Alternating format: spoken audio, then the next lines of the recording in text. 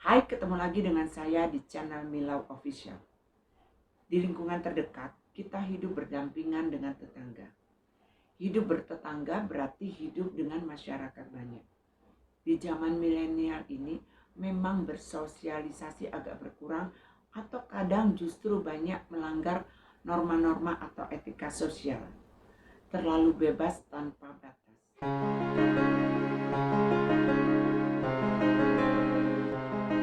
Menghormati tetangga dan berperilaku baik itu penting. Apalagi kita sebagai wanita dan sebagai istri bergaul dengan tetangga saat suami tidak di rumah juga ada etikanya. Sebagai istri harus bisa mengendalikan diri ketika bergaul dengan tetangga, bukan bebas tanpa adab. Mengunjungi atau bertandang ke tetangga memang bisa mengeratkan hubungan yang baik dengan mereka. Kita jadi tahu keadaan mereka, bisa saling membantu yang susah untuk saling meringankan. Saya ada cerita dan ini bukan contoh yang baik. Kejadian ini ada di komplek perumahan saudara saya yang kebetulan ada tetangga yang suaminya kerja di luar pulau.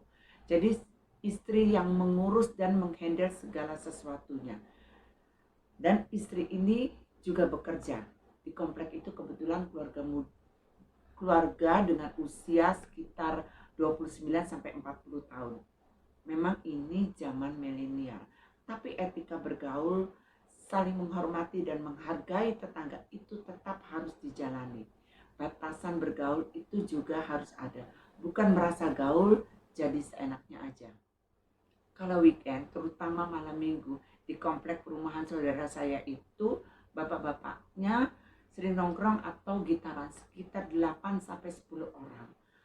Dan si ibu yang suaminya kerja di luar pulau itu pun ikut nongkrong. Padahal bapak-bapak itu nongkrongnya mulai jam 10 malam sampai jam 2 pagi. Dan si ibu ini pun nongkrong sampai jam 2 pagi.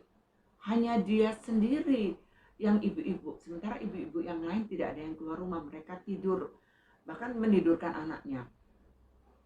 Dan si ibu ini kemana-mana sering minta tolong dengan bapak-bapak tetangganya tanpa sepengetahuan si istri. Bahkan dia berani WhatsApp sendiri dengan bapak-bapak. Sehingga kadang-kadang ibu-ibu yang lain itu jadi ribut. Dan ibu ini kalau keluar rumah malam ikut nongkrong, selalu matanya sembab. Dia mengeluh, mengadu bahwa dia merasa nggak bisa tidur, insomnia, karena dia merasa sedih ibunya meninggal dan anak dia keguguran, padahal ibunya meninggal 5 tahun yang lalu. Alangkah baiknya kalau kita sedih, apalagi ditinggal ibu atau anak, apa enggak sebaiknya kita di rumah sholat, mengadu sama Allah, bukan mengadu dengan bapak-bapak yang suami orang. Dan yang bikin ibu-ibu komplek itu kesal, si ibu ini sering ke kafe atau pergi dengan bapak-bapak, bahkan mereka pergi berdua. Padahal si ibu ini punya 2 mobil. Kalau ibu-ibu yang lain komplain, si ibu ini seolah-olah jadi objek penderita atau seolah-olah dia difitnah. Melihat cara bergaul dengan tetangga seperti gini, saya sering berpikir, saya yang norak atau dia yang bergaul tanpa batas. Kebebasan itu memang bagus, tapi nggak harus bablas. Bergaul itu tetap ada batasnya.